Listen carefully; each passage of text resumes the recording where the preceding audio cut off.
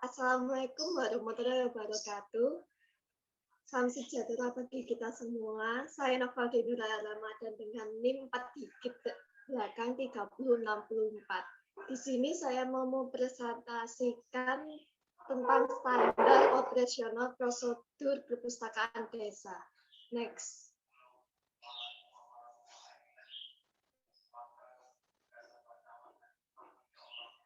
Definisi. Perpustakaan. Perpustakaan didefinisikan sebagai sekumpulan bahan pustaka, baik yang tercetak maupun rekaman yang lainnya pada suatu tempat tertentu yang telah diatur sedemikian rupa untuk mempermudah pemustaka mencari informasi yang diperlukannya. Perpustakaan ini memiliki beberapa jenis. Salah satunya adalah perpustakaan desa.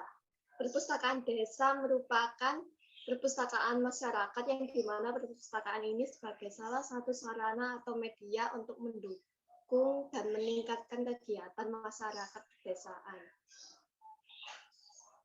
Di perpustakaan desa pasti ada standar operasional prosedur.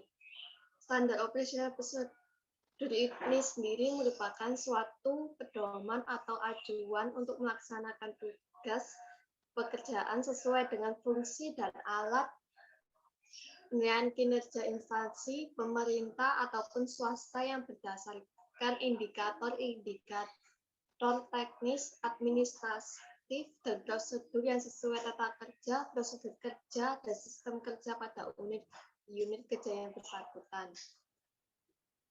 Lalu untuk layanan perpustakaan adalah penyediaan segala bentuk bahan pustaka secara tepat dan akurat sesuai kebutuhan pemustaka, penyediaan berbagai sarana penelusuran informasi. Next. Kompetisi pustakawan. 1. Memiliki ilmu pengetahuan, keterampilan, dan keahlian.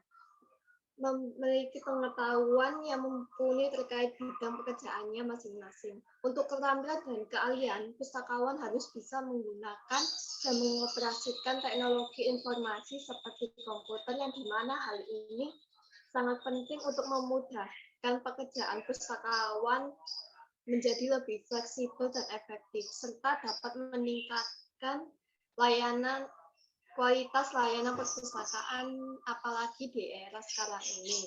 Selain itu, kemampuan bahasa asing juga sangat dibutuhkan. Yang kedua, memiliki soft skill. Soft skill di sini berarti berkompetensi dalam hal pengembangan diri, komunikasi, kerjasama, dan pelayanan publik. Pengembangan diri di sini pustakawan tidak hanya berfokus pada bidangnya saja, tetapi juga harus mengembangkan diri di bidang lain. Selain itu, komunikasi yang baik juga dibutuhkan untuk kelancaran dalam bekerja sama dan berkolaborasi, serta saat pustakawan berkomunikasi dengan pemustaka. Yang ketiga, berorientasi pada jasa dan menjunjung tinggi kode etik pustakawan. Berorientasi pada jasa itu berarti pustakawan mengutamakan kebutuhan pemustakaannya dalam melakukan pekerjaannya. Selain itu, pustakawan harus memiliki etika yang baik, profesional, dan memperhatikan kode etiknya. Dan yang terakhir, keempat, berorientasi pada masa depan. Berorientasi itu berarti pustakawan harus mampu mengikuti perkembangan zaman dalam meningkatkan pengetahuan dan keterampilannya. Contohnya, pustakawan tidak boleh ketinggalan dalam mengikuti kemajuan iptek, di mana hal ini sangat penting untuk memudahkan pekerjaan mereka. Next. Kegiatan pada layanan perpustakaan. Kegiatan pada layanan perpustakaan. 1. Menyediakan formulir pendaftaran anggota. 2. Pemeriksaan kelengkapan persyaratan pendaftaran. Yang ketiga, penerbitan KTA. Yang keempat, pemeriksaan fisik buku dan mendata buku. Yang kelima, penanganan komplain pemustaka. Saya ulangi lagi. 1. Menyediakan formulir pendaftaran anggota. Yang kedua, pemeriksaan kelengkapan persyaratan pendaftaran. Yang ketiga, penerbitan kartu tanda anggota, yang keempat pemeriksaan fisik buku dan mendata buku, yang kelima penanganan komplain pemustaka. Next. Layanan lainnya pada perpustakaan.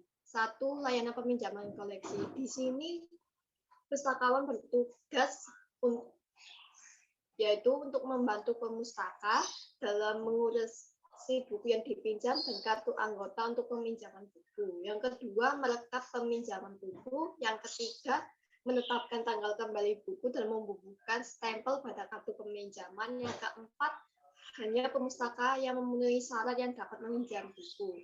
Yang kedua, layanan pengembalian koleksi.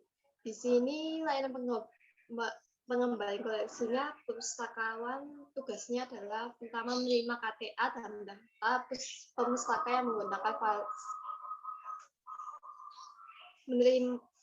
saya ulangi lagi. Yang pertama, menerima dan memeriksa buku yang dikembalikan. Yang kedua, memproses dan mencatat pengembalian. Dan yang terakhir, mengawasi masa peminjaman dan memberikan denda jika ternyata pemustaka telat mengembalikan. Dan terakhir, layanan internet.